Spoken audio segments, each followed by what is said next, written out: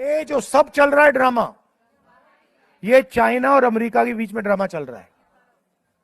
आप समझिए, America super power है, चाइना सुपर पावर बनने की कोशिश कर रहा है। लड़ाई इन दोनों के बीच में है, ठीक है। यूक्रेन में लड़ाई हो रही है, लगता है कि लड़ाई यूक्रेन और रूस के बीच में हो रही है ना, असली लड़ाई अमेरिका, नेटो, चाइना और रूस के बीच में हो रही है।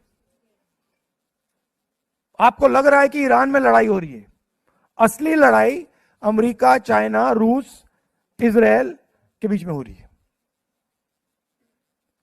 और अगर अमेरिका को चाइना से लड़ना है 21वीं सदी में,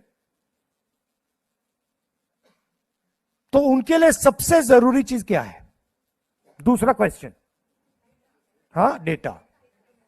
मतलब चाइना के पास डेटा है, क्यों? क्योंकि चाइना के पास बहुत बड़ा पॉपुलेशन है, उन्होंने पूरा अपना इंटरनेट बंद कर रखा है। तो जो चाइना के लोगों के फोन पे चलता है वो किसी के हाथ में नहीं है, बस अमेरिका के, चाइना के हाथ में है। वहां व्हाट्सएप नहीं है, गूगल नहीं है, कुछ नहीं है, उनका अलग है, वी चैट है, उनका गूगल बाइडू है।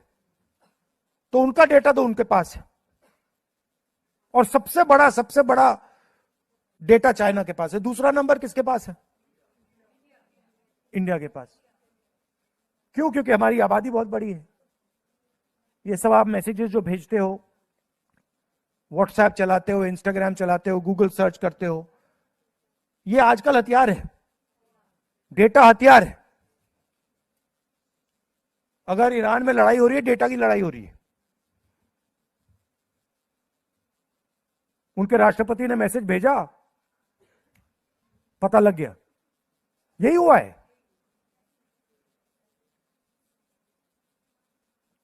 तो सबसे जरूरी चीज हिंदुस्तान का डेटा है। अगर अमेरिका को चाइना का चैलेंज एक्सेप्ट करना है, उनको हराना है, तो हिंदुस्तान के डेटा के बिना नहीं कर सकते। मतलब जो पिछली सेंचुरी में